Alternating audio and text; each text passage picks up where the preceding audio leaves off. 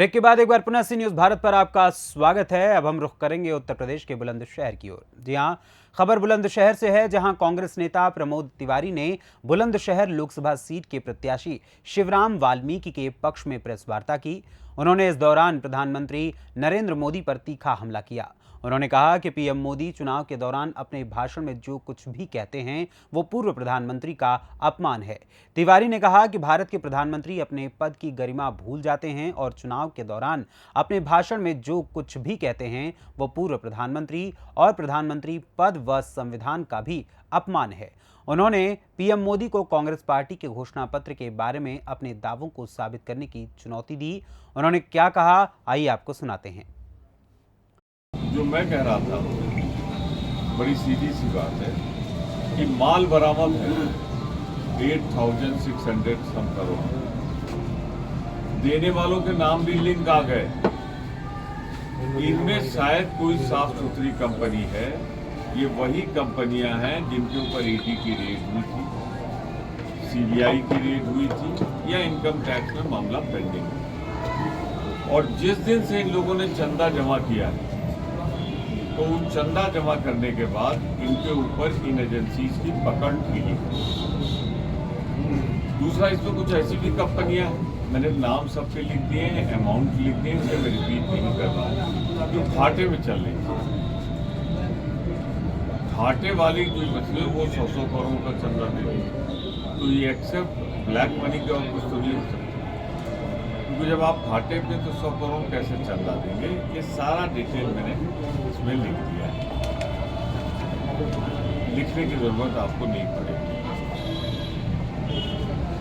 मेरा सिर्फ ये इतना कहना है कि अगर भाजपा मेरे चुनौती स्वीकार करे, साफ बता दे यार भाई साहब आप आ जाना कल लेने।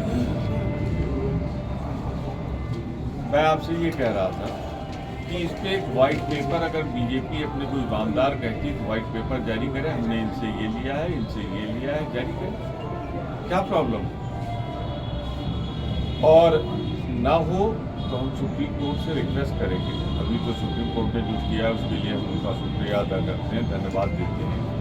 फिर ऐसा करेंगे कि सुप्रीम कोर्ट की देखरेख में जांच हो जाए।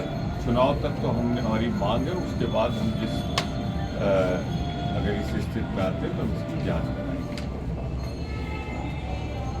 हमने ये कहा है कि पिछले 38 सालों में बेरोजगारी सबसे बड़ी, लगभग 40 सालों की सबसे बड़ी महंगाई है। एक एक फिगर मैंने दे दिया है कि 2013 में क्या रेट था और 2024 में क्या रेट था, पिछले 10 सालों में।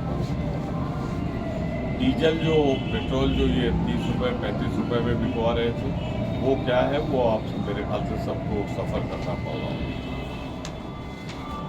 अब कुछ हमारी डिक्लेरेशन है जो हमारी कांग्रेस पार्टी ने किया, जिनको हम गारंटी कहते हैं।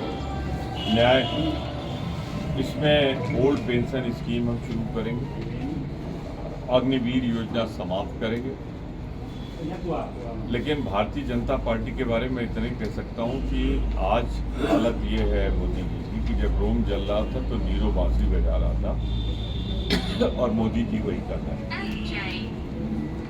यहाँ मैं आया हूँ तो अपने प्रत्याशी शिवराम वाल्मीकि जी को भारी बहुमत से लोग जिताएं, ये बुलंदशहर की जनता से अपील कर रहा हूँ कि मेरा मानना है, मैं पार्लियामेंट में हूँ, भोला सिंह जी पूरी तरह बुलंदशहर से उनका लंबा कार्यकाल हो गया, डिलीवर नहीं करना है। अलग से वो नहीं कह सकते, वो तो स्कीम है सरकार की, हर जगह चलती है। आवास बनेंगे, कांग्रेस रहेगी तो उसका नाम इंदिरा आवास रहेगा। मुलायम सिंह जी आएंगे तो लोहिया आवास हो जाएगा, अखिलेश जी मतलब मेरा। मायावती रहेंगी तो अम्बेडकर आवास हो जाएगी। ये कौन सी नई बात होगी, आपने प्रधानमंत्री आवास कर दिया, ठीक है। तो कुल मिलाकर चाहे वो हो, चाहे जो हर क्षेत्र में हो रहा हो, वो भोला सिंह जी को उसका श्रेय नहीं मिलता। और भोला सिंह जी को श्रेय मिलता जो और कॉन्स्टिट्यूंसी में नहीं हो रहा है, वो कहीं से बुलंदशहर जैसे जो बिल्कुल ही दिल्ली से सटा हुआ है, यहाँ कुछ योजनाएं लाते सब बंद हो रही है। ये हमारे जो कुछ फ्लैग प्रोग्राम है, जो हमारा वादा है, जो हमारी गारंटी है। जैसे हर परिवार में एक महिला को सालाना 1 लाख रुपए इनकम देंगे। जो हमारा ग्रेजुएट होगा अप्रेंटिस में 1 लाख रुपए साल में, महिला को 1 लाख रुपए साल में। न्यूनतम समर्थन मूल्य की गारंटी हमने दी है। तो जहाँ जहाँ हमारी प्रदेश सरकार बनी है, हमने किसानों का कर्जा माफ किया है, यहाँ भी करेंगे। बुलंदशहर से सी न्यूज़ संवाददाता अदनान इबाद की रिपोर्ट। फिलहाल इस खबर में बस इतना ही। यहाँ लेंगे एक छोटा सा ब्रेक के बाद पुनः हाजिर होंगे कुछ और खबरों के साथ। बने रहें सी न्यूज़ भारत के साथ। हर खबर आपके साथ, आपके हाथ।